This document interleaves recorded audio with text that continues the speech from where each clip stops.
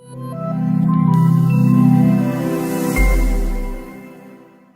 Guys and welcome back to GoLegal and this is Sushant. और आज इस वीडियो में हम बात करने वाले हैं पावर ऑफ अटॉर्नी की।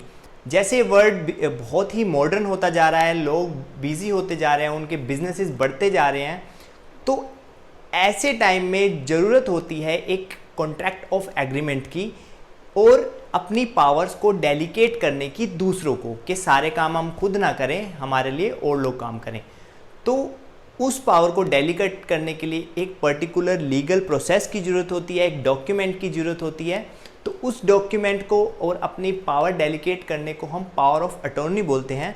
तो चलिए इसको अब समझते हैं। अब पावर ऑफ अटॉर्नी क्या है? एक बंदा अपनी अथॉरिटी किसी दूसरे बंदे को देता है करने के लिए, और जो बंदा देता है उसको हम बोलते हैं प्रिंसिपल, और जिस बंदे को वो काम करने के लिए दिया जाता है उसको अथॉरिटी दी जाती है, उसको कोई पावर्स दी जाती हैं, तो वो बंदा होता है एजेंट और डोनी, और जो बंदा देता है वो होता है डोनर या प्रिंसिपल।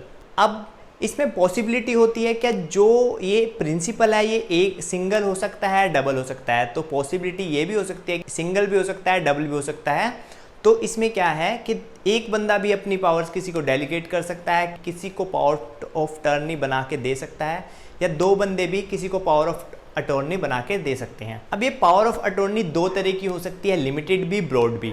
अब ये सब डिपेंड करता है कि हम उस पावर ऑफ अटॉर्नी में कितनी पावर्स अपनी डेलीगेट करते हैं, कितनी पावर्स हम उस अपने एजेंट को देते हैं करने के लिए। तो पावर ऑफ अटॉर्नी बन जाने के बाद जितने भी नेसेसरी डिसीजंस होंगे तो वो एजेंट लेगा in the absence of principal. अब प्रिंसिपल ऑफ एजेंट का मैंने आपको समझा दिया। अगर मैं अपनी पावर किसी को दे रहा हूँ तो मैं प्रिंसिपल हूँ, और जिसको मैं दे रहा हूँ वो मेरा एजेंट है, और वो मेरी एब्सेंस में सारे नेसेसरी डिसीजन ले सकता है क्योंकि मैंने उसको वो पावर्स दे रखी हैं। एक पेपर को साइन करना, अपनी पावर्स को किसी को देना, ये होता है पावर ऑफ अटॉर्नी। अब ये पर्सनल केयर के लिए भी हो सकती है, आपके बिजनेसेस के लिए भी हो सकती है, और आपकी प्रॉपर्टी के लिए भी हो सकती है। अब बात करते हैं importance of power of attorney. हमेशा स्टेट प्लानिंग में ये बहुत ही ज़्यादा ज़रूरी हो जाता है। जब आपके पास बहुत सारी प्रॉपर्टी है आपका, या बहुत बड़ा बिजनेस है, तो आप सारे काम खुद नहीं कर सकते, या अपनी सारी प्रॉपर्टी को अकेले नहीं संभाल सकते, तो आपको किसी बंदे को एजेंट बनाना पड़ता है। तो एजेंट बनाने के लिए आपको पावर ऑफ अटॉर्नी बनानी पड़ती है, जिससे कि आपका जो काम है बहुत ही ज़्यादा कन्वीनियंट हो जाता है। और इवन आज के इस टाइम में बहुत ही ज़्यादा ज़रूरी है ये पावर ऑफ अटॉर्नी बनाना, जिससे कि आपका जो बर्डन कम हो जाता है, और जो आपका एजेंट है जिसको आप अपॉइंट करते हैं वो आपके उस बिजनेस, उस प्रॉपर्टी की केयर करता है। अब लोग बहुत ही ज़्यादा कंफ्यूज होते हैं विल और पावर ऑफ अटॉर्नी में। तो जो विल और पावर ऑफ अटॉर्नी हैं दोनों ही बहुत ज़्यादा इंपॉर्टेंट और ज़रूरी हैं, बट दोनों में डिफरेंस है।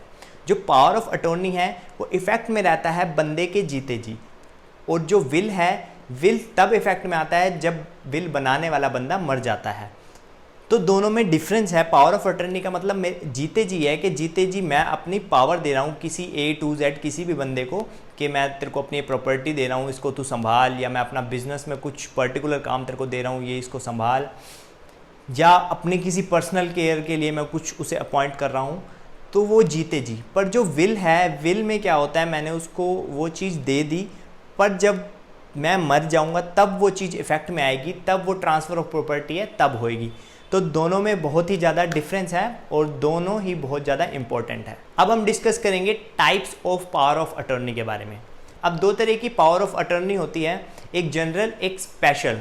जो जनरल होती है वो जनरल फॉर्म में होती है कि एक पर्टिकुलर टाइम के लिए मैंने किसी को अपना काम दे दिया कि ये काम है तू इतने टाइम तक करता रहेगा, या मैंने उसमें टाइम मेंशन नहीं किया तो मैंने उसको दे दिया, जब तक मैं उसे रिवॉक नहीं करता तो वो उस टाइम उस काम को करता रहेगा। वो हो गया जनरल। अब बात करते हैं स्पेशल की। अब स्पेशल होता है किसी स्पेसिफिक वर्क के लिए, मैंने कोई स्पेसिफिक वर्क दिया कि ये काम है, तूने ये यहाँ से ले जाके इसको ये देना है, या तूने पर्टिकुलर वहाँ जाकर ये काम करना है। तो ये जो स्पेशल पावर ऑफ अटॉर्नी होती है किसी स्पेसिफिक वर्क के लिए होती है, और जैसे ही वो स्पेसिफिक वर्क कंप्लीट हो जाता है उसी टाइम वो पावर ऑफ अटॉर्नी खत्म हो जाती है, अपने ऑटोमेटिकली रिवोक हो जाती है। तो इसके लिए कोई टाइम फिक्स करने की जरूरत नहीं होती, जैसे ही वो स्पेसिफिक काम कंप्लीट होता है ये स्पेशल पावर ऑफ अटॉर्नी उसी टाइम खत्म हो जाती है। अब बात करेंगे कौन बंदा कंपिटेंट है पावर ऑफ अटॉर्नी बनाने के लिए। अब जो भी बंदा कॉन्ट्रैक्ट बना सकता है वो बंदा पावर ऑफ अटॉर्नी बना सकता है। अब कौन बंदा कॉन्ट्रैक्ट बना सकता है? जो कि मेजर है और साउंड माइंड है। मेजर मतलब 18+, साउंड माइंड मतलब दिमागी तौर पे हेल्दी है, ये नहीं इनसेन है, इडियट है। और या कोई फीमेल जो कि मैरिड है पर माइनर है, तो वो भी पावर ऑफ अटॉर्नी बना सकती है। अब बात करेंगे कौन सी पावर ऑफ अटॉर्नी को हम ऑथेंटिक कह सकते हैं। तो सबसे पहले जो पावर ऑफ अटॉर्नी है वो एक राइट लीगल टर्मिनोलॉजी में होनी चाहिए। उसके अंदर सारे ऑब्जेक्टिव्स एंड रिस्पॉन्सिबिलिटीज़ मेंशन होनी चाहिए कि इस पावर ऑफ अटॉर्नी का ऑब्जेक्टिव्स क्या है और कौन कौन सी रिस्पॉन्सिबिलिटी हैं जो हम एजेंट को दे रहे हैं, कौन कौन सी पावर हैं जो हम एजेंट को दे रहे हैं, वो सब उसमें मेंशन होना चाहिए। और उसके बाद ये डॉक्यूमेंट बन जाने के बाद इसको नोटराइज कराना बहुत ही ज़्यादा ज़रूरी है। पावर ऑफ अटॉर्नी में 2 अटेस्टिंग विटनेस होना बहुत ही ज़्यादा ज़रूरी है।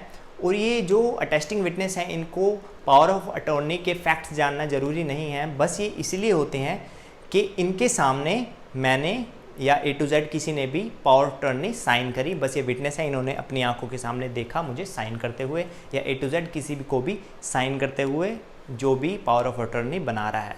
अब सबसे important cheese language of power of attorney.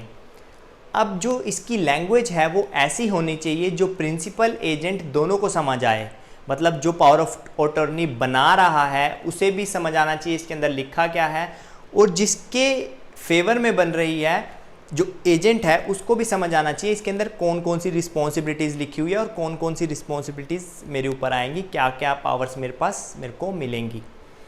अगर इनमें से कोई बंदा अनपढ़ है तो उसके लिए एक स्क्राइब होगा, स्क्राइब होता है जो पूरा पावर ऑफ अटॉर्नी को समझेगा और उस बंदे को, चाहे वो एजेंट है या प्रिंसिपल है, और अगर वो अनपढ़ है, पढ़ नहीं सकता, तो उसको वो समझाएगा कि इसके अंदर ये लिखा हुआ है। और अब बात आती है कि पावर ऑफ अटॉर्नी के साथ क्या ओरिजिनल डॉक्यूमेंट्स लगाने पड़ते हैं।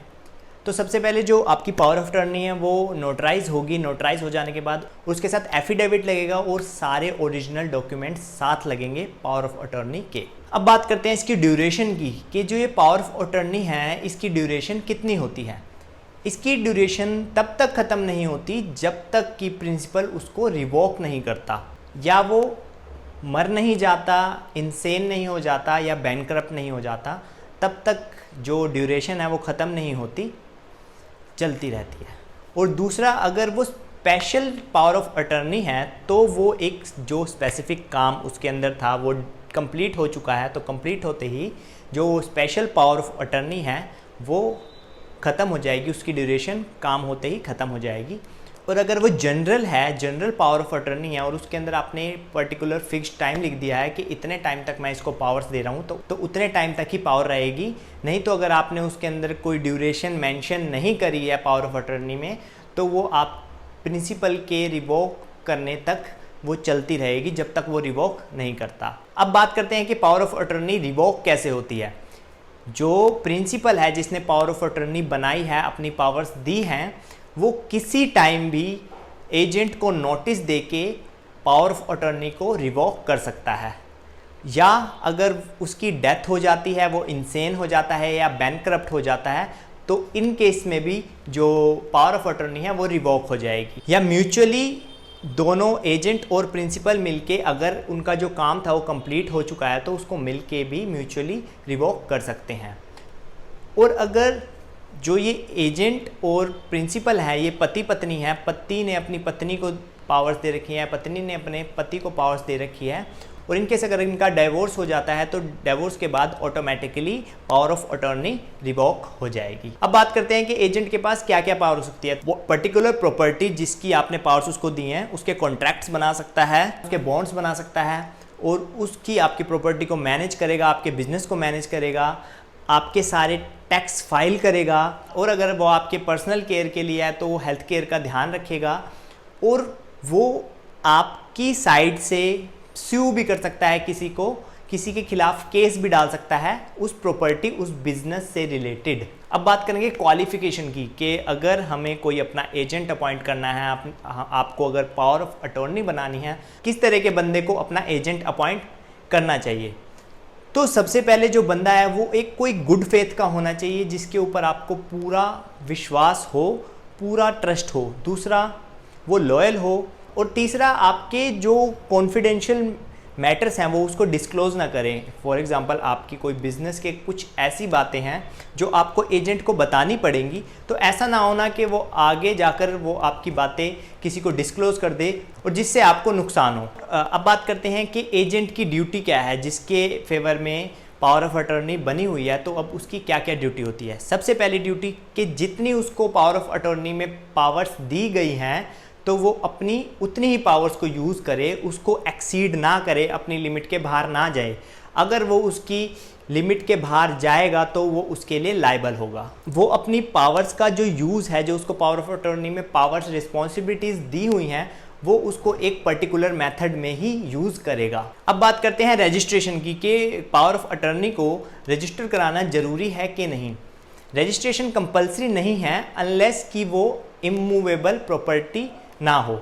अगर आपकी वो इमूवेबल प्रॉपर्टी है और वो इमूवेबल प्रॉपर्टी का प्राइस 100 रुपये से ऊपर है तो उसको रजिस्टर कराना कंपलसरी हो जाता है, मस्ट हो जाता है। और अगर वो इमूवेबल प्रॉपर्टी से रिलेटेड आपकी पावर ऑफ अटॉर्नी नहीं है तो हम उसको नोटराइज भी करवा सकते हैं। तो ये थे कुछ ऐसे इंपॉर्टेंट पॉइंट्स जो आपको पता होने चाहिए अगर आप पावर ऑफ अटॉर्नी बनाते हैं या आपके फेवर में पावर ऑफ अटॉर्नी बनती है। तो अगर आपके माइंड में अभी भी कोई डाउट है या कोई क्वेश्चन है तो आप हमें कमेंट सेक्शन में बता सकते हैं और हमें आप मैसेज भी कर सकते हैं हमारे इंस्टाग्राम हैंडल पर जो है go.legal। और आज के लिए इतना ही, फिर मिलते हैं अगली वीडियो में, तब तक के लिए बाय बाय।